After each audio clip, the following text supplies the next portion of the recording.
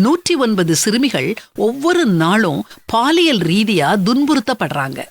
NCRB data படி 2018ல 39,827 சிறுவர்கள் abuse பண்ணப்பட்டிருக்காங்க.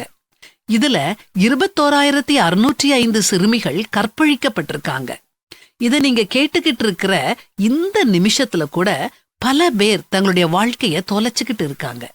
இத தவிர்க்கணும்னா நாம சின்னஞ்சிறார்களுக்கு சில விஷயங்களை கத்து கொடுக்கணும். குட் டச், பேட் டச், நல்ல தொடுதல், கெட்ட தொடுதல். 3 வயசுல இருந்து 18 வயசு வரைக்கும் இருக்கிற பிள்ளைங்களுக்கு இத கண்டிப்பா சொல்லி கொடுக்கணும். சின்ன குழந்தைங்களுக்கு ஒரு சின்ன பொம்மையை வச்சு சொல்லி தரலாம்.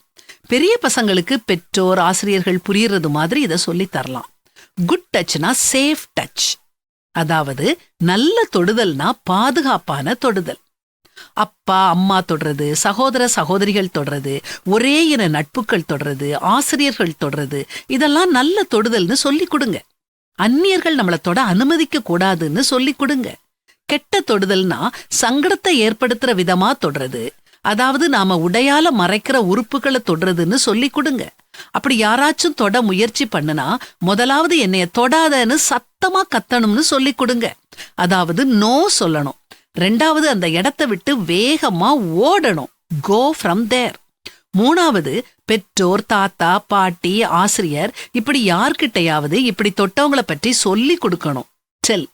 3ஐயும் சேர்த்து சொல்றேன். நோ, கோ, டெல். யாராவது அறகுறையா உடையணிஞ்ச படங்களையோ வீடியோக்களையோ காமிச்சா பார்க்க கூடாதுன்னு சொல்லி கொடுங்க. சாக்லேட் வாங்கி கொடுக்கறேன், ஐஸ்கிரீம் வாங்கி தர்றேன்னு சொல்றவங்க யார் கூடவும் போகவே கூடாதுன்னு கண்டிப்பா சொல்லி வளருங்க. பிள்ளைங்க உங்ககிட்ட வந்து யாராச்சும் இப்படி செஞ்சாங்கன்னு சொன்னா அவங்கள தப்பா நினைச்சு திட்டாதீங்க. விஷயத்த மறைக்காதீங்க. உடனே காவல்துறையினர்கிட்ட புகார் கொடுங்க. அவங்க உங்க பெயர் வெளியே தெரியாம சம்பந்தப்பட்ட நபரை தண்டிப்பாங்க.